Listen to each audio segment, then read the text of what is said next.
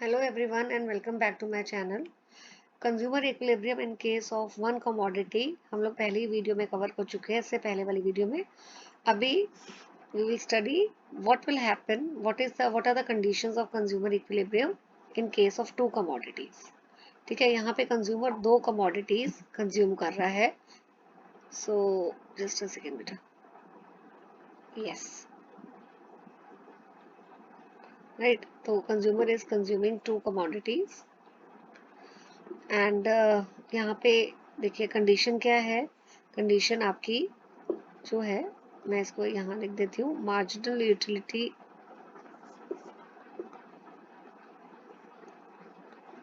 This is the equilibrium condition, right.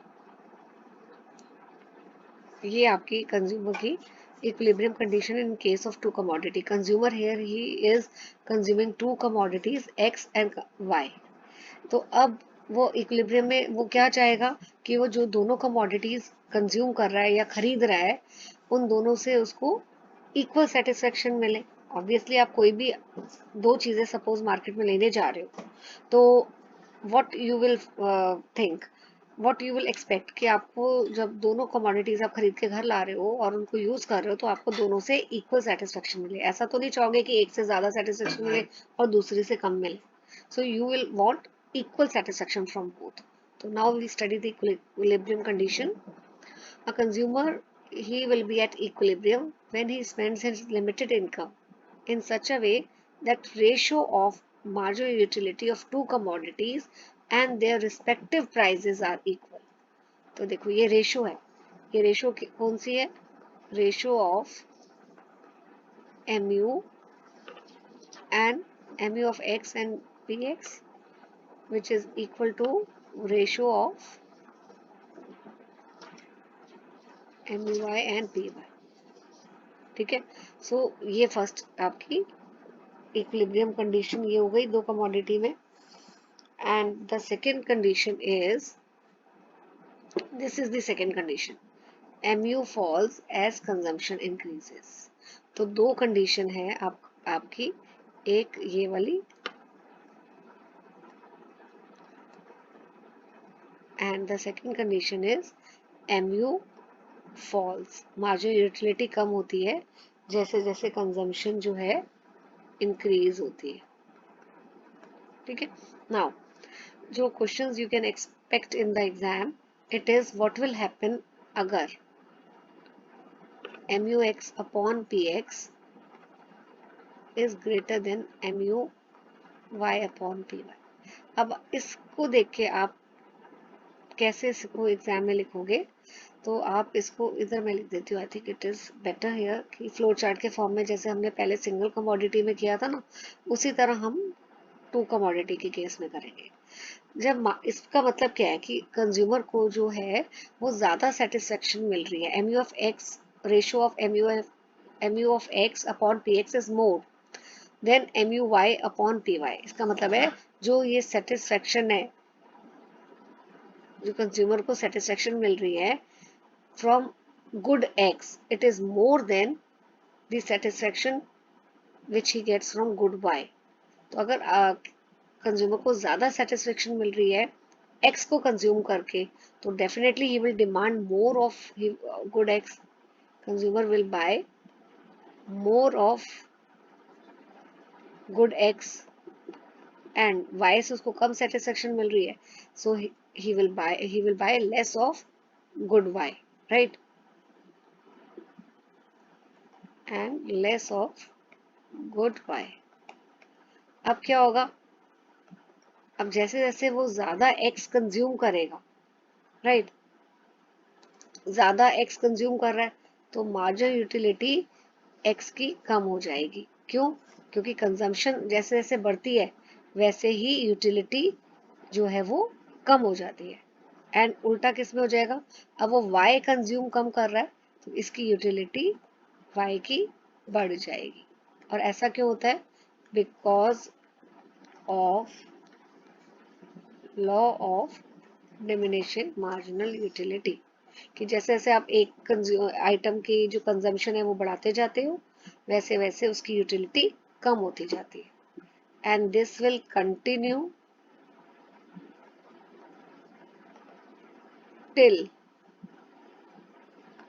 what, फिर आप condition लिख दो, mu of x upon P X equal to mu of y upon P Y. तो देखो आप यहाँ पे सेटिस्फेक्शन आपको x से ज़्यादा मिल रही थी तो आप ज़्यादा x कंज्यूम करने लग गए, और y से कम मिल रही थी तो y आप कम आपने खरीदा। तो जब ऐसा होता है आप x ज़्यादा कंज्यूम कर रहे हो तो x से जो सेटिस्फेक्शन है धीरे धीरे कम होने लग जाती है और y से सेटिस्फेक्शन बढ़ने लग जाएगी, and this will continue till equilibrium condition is attained. Now, what will happen if mu of mu x upon px is less than mu y upon py? ठीक है, अब क्या होगा इस केस में, ये आप खुद भी आप लिख सकते हो। See why I always prefer to write the answer in the flow chart form, क्योंकि आप जैसे ही एक स्टेप लिखते हो उसका नेक्स्ट क्या होगा आपको ऑटोमेटिकली पता लग जाता है। पैराग्राफ फॉर्म में what I have observed over a period of time कि students they find it difficult to learn. Now अब आप इसको देखिए, यहाँ पे सेटिस्फेक्शन x से कम मिल रही है और y से ज्यादा मिल रही है, तो कंज्यूमर क्या करेगा, he will buy less of x and more of y। जिससे सेटिस्फेक्शन ज्यादा मिल रही है वो ज्यादा उसके यूनिट्स खरीदेगा, y के ज्यादा खरीदेगा। और जब वो y के यूनिट ज्यादा खरीदता है तो जैसे जैसे कंजम्पशन बढ़ाता है तो यूटिलिटी y की कम हो जाती है और x की, क्योंकि वो x कम खरीद रहा है, x कम कंज्यूम कर रहा है, तो ऑपोजिट होता है, जिसकी कंजम्पशन लेस है उसकी यूटिलिटी इंक्रीज हो जाएगी। y की कंजम्पशन ज्यादा थी तो y की यूटिलिटी कम हो जाएगी, and this will continue till equilibrium condition is attained.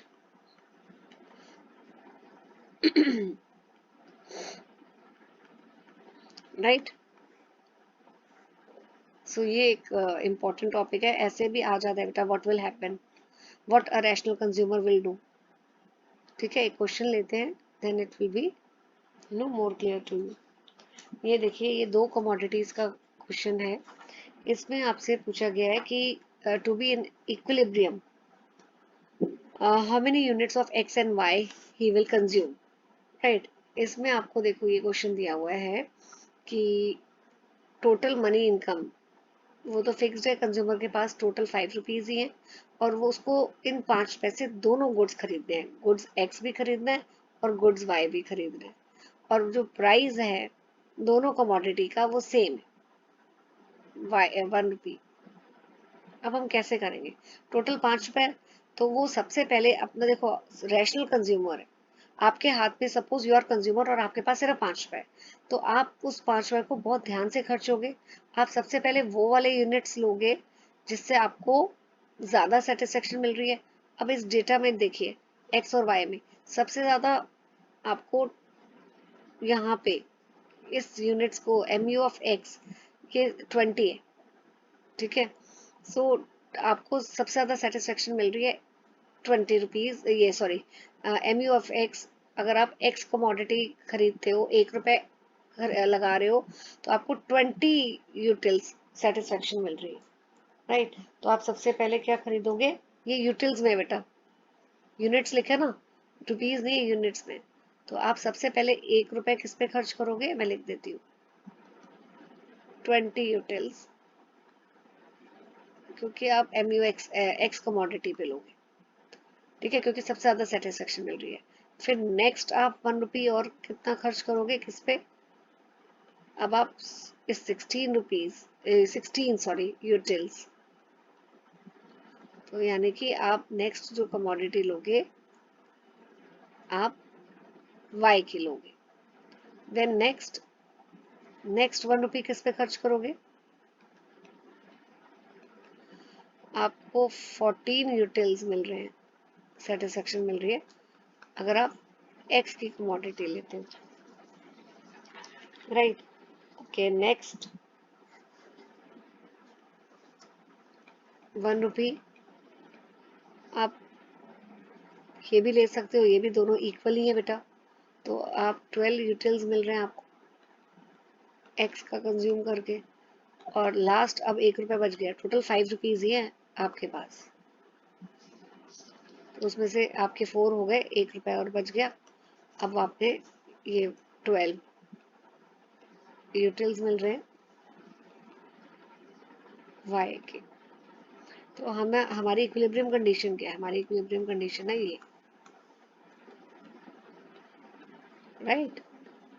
अब पी एक्स और पी वाई प्राइस दोनों का 1 रुपये डिनोमिनेटर में इधर भी 1 रुपये है और इधर भी 1 रुपये है।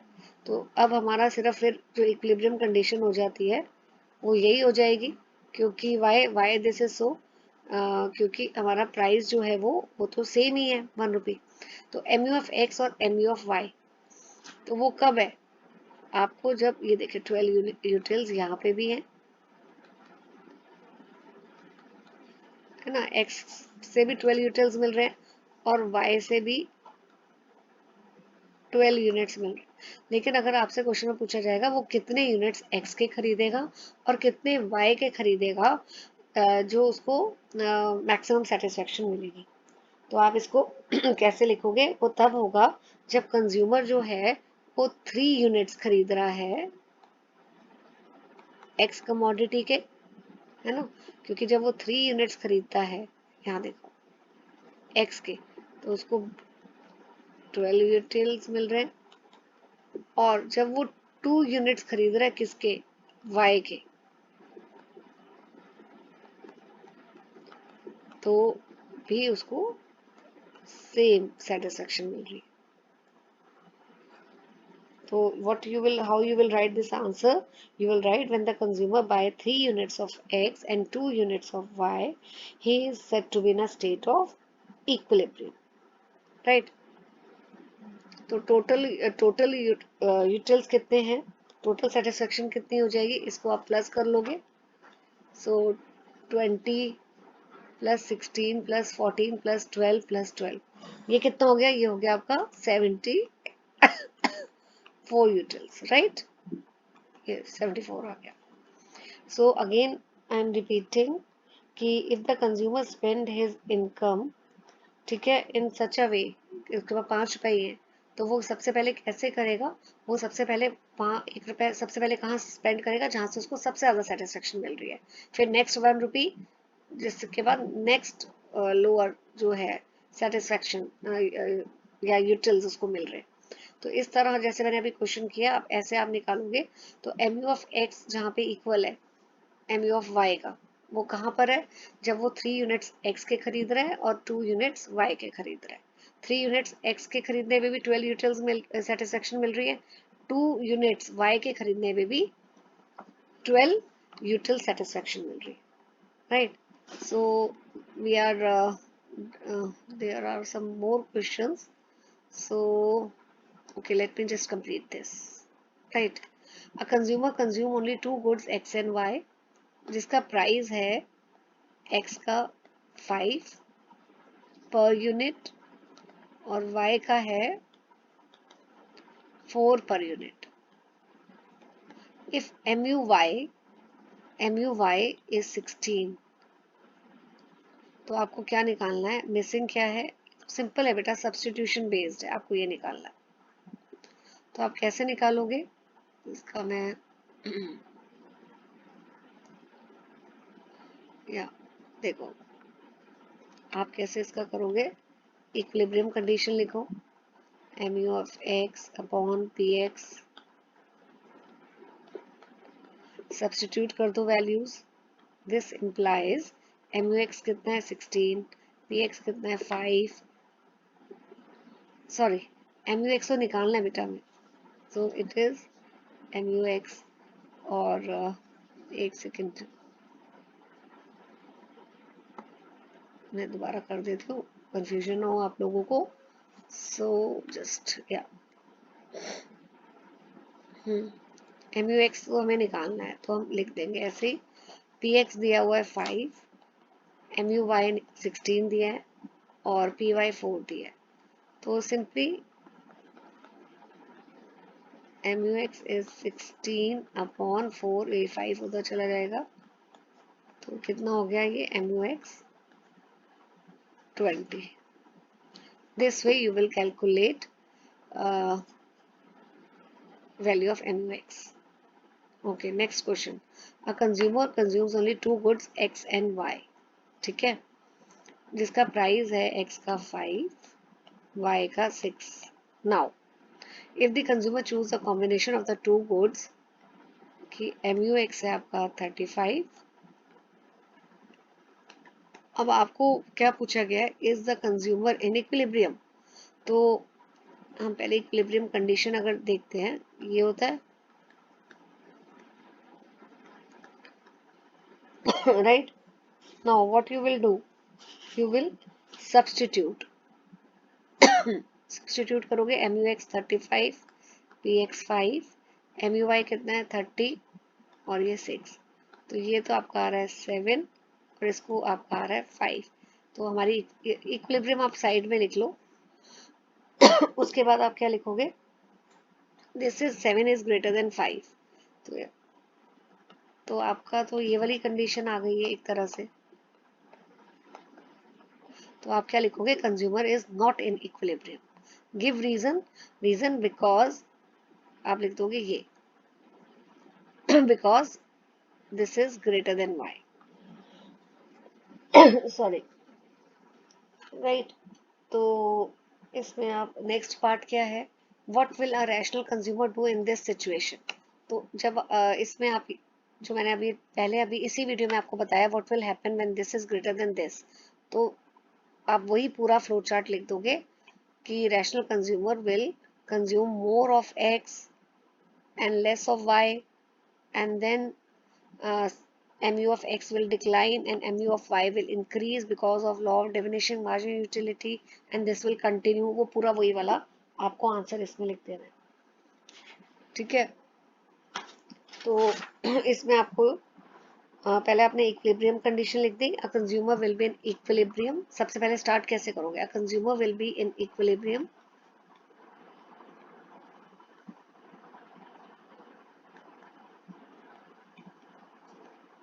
तो ये कंडीशन लिखो इक्विलिब्रियम की. उसके बाद आप लिखोगे substituting values.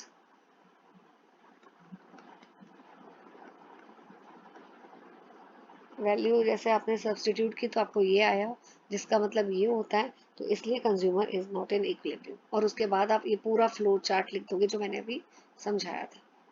Right. Ordinary utility approach, this topic I will be covering in the next video. Thank you for watching.